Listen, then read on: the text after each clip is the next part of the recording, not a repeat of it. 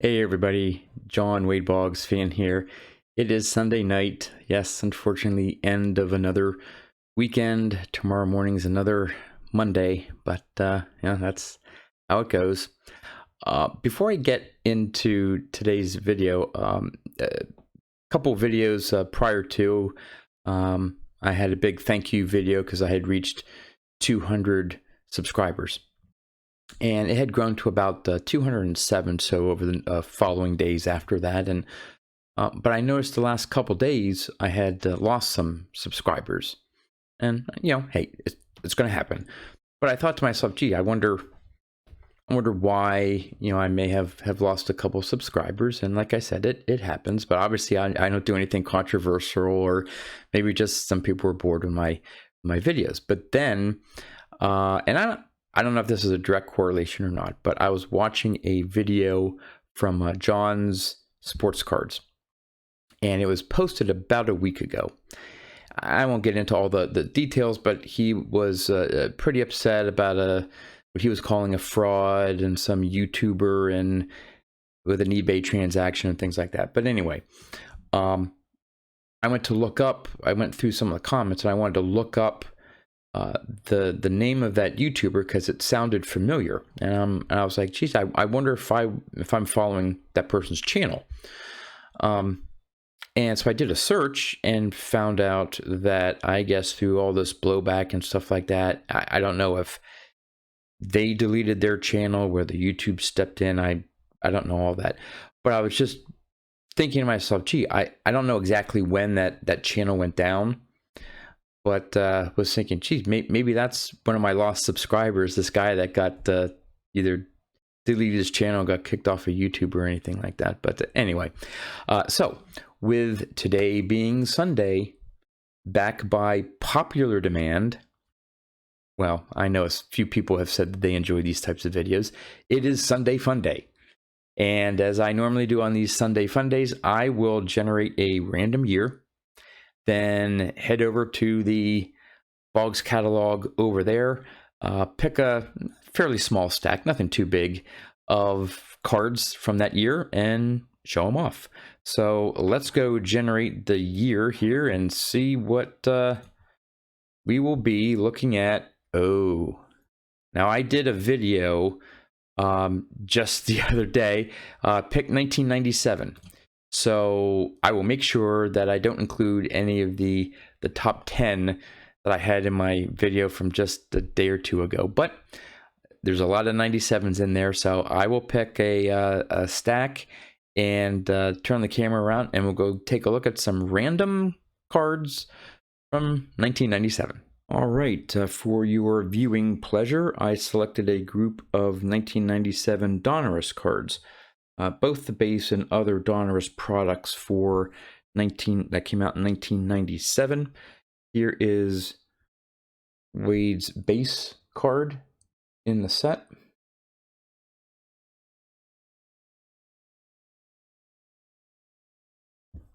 Then he was listed in a second card called Hit List. It wasn't a parallel or an insert, it was a part of the regular set. And you may not be able to see it quite there. Looks like this is a list of active players at the time and their career batting average. So he was right below Tony Gwynn. Boggs had a 333 career average at that time, and Gwynn was 337. So interesting list there. Now we move on to Donruss Elite.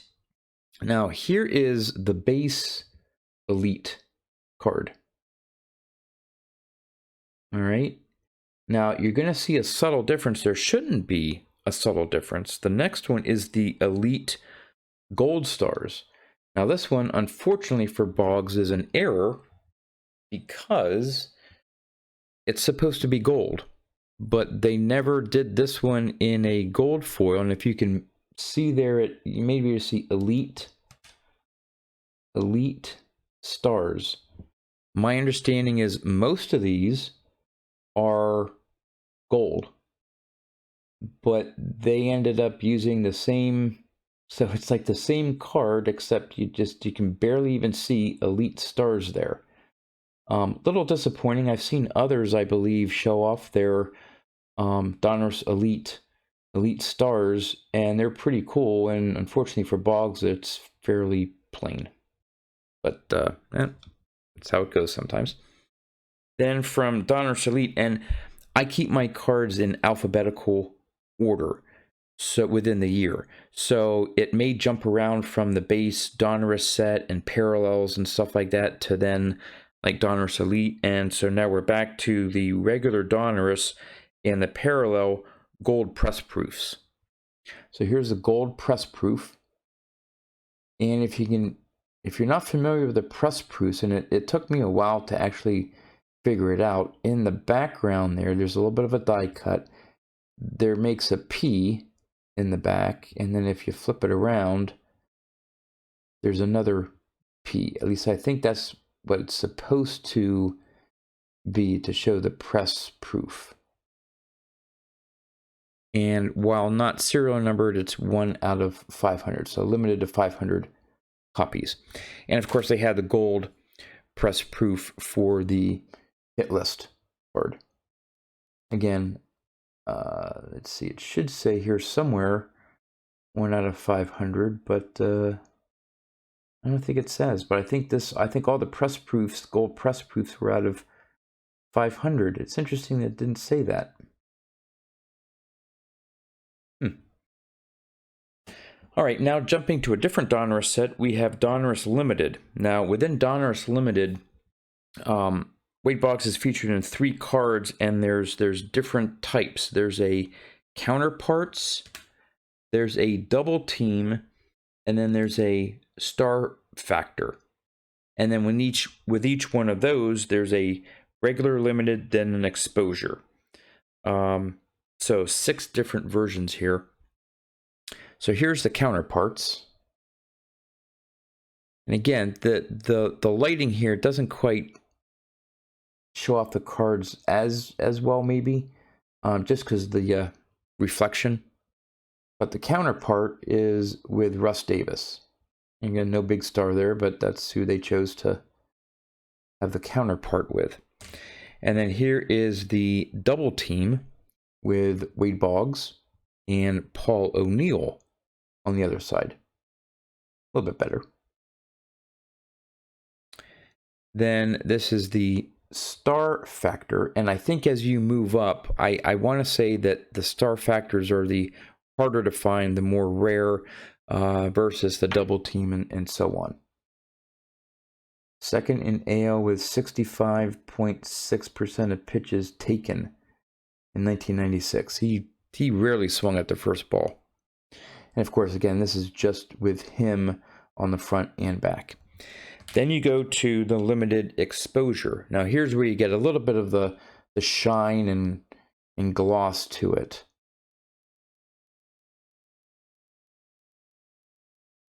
Same with the other side. And you can see up at the top it says limited exposure. Here's the double team.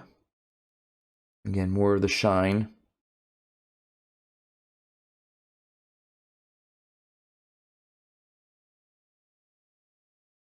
And then finally the star factor. That one's pretty cool.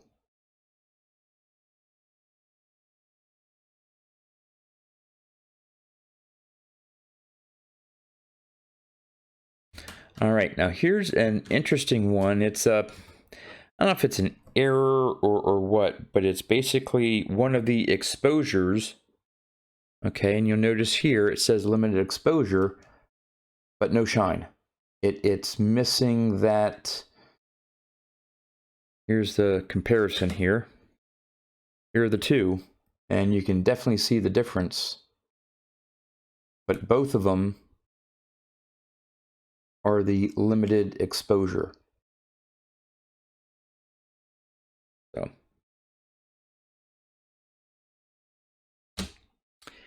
And then we finish up with, I believe, all the Donruss Limited here, Fabric of the Game.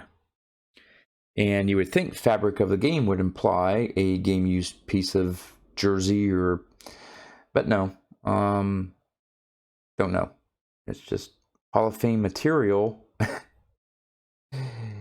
And it's at a 250, but there's no jersey piece. Again, it's not an error. That's just, and I think there's, the card itself has a bit of a, I don't know, maybe a fabric feel, and maybe that's what they were going for. But there's just, you'd think they'd have this would be a game used jersey card, but no, it's not.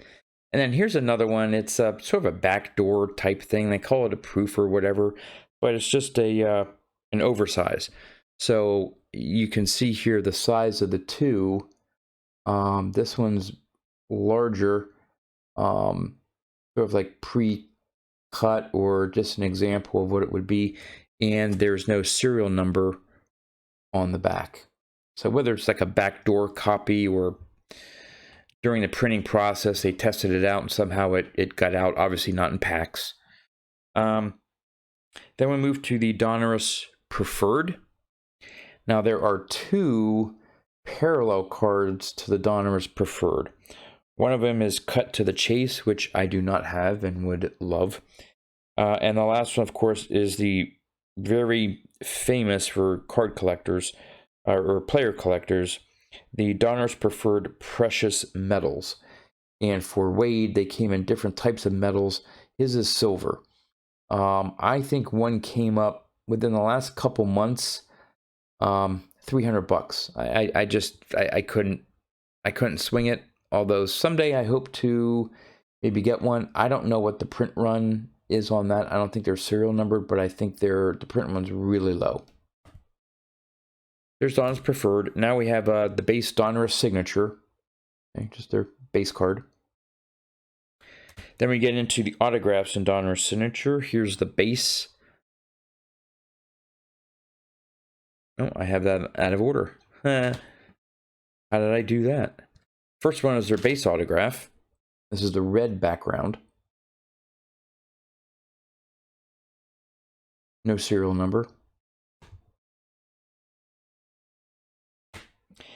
Then it's the autograph century marks. And I believe the first 100 of the 1,000 that you'll see in the Millennium marks were the century marks. I believe that's how the numbering was going. So this should have a serial number of at least 101 and 523. Nice on-card autographs, which I love. Then we go to the base. This is a parallel. This is the Platinum Press Proof. That has a nice little shine to it.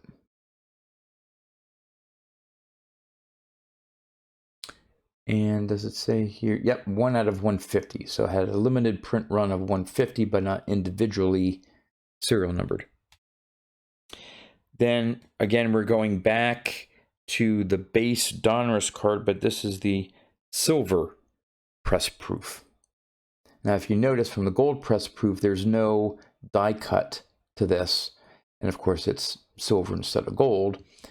And this is, instead of 500, 1 of 2,000. So there were 2,000 of the silver press proofs, 500 of the gold press proofs.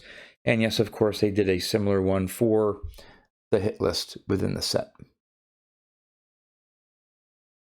But of course, this doesn't mention that it's 1 out of 2,000, but I'm sure it is.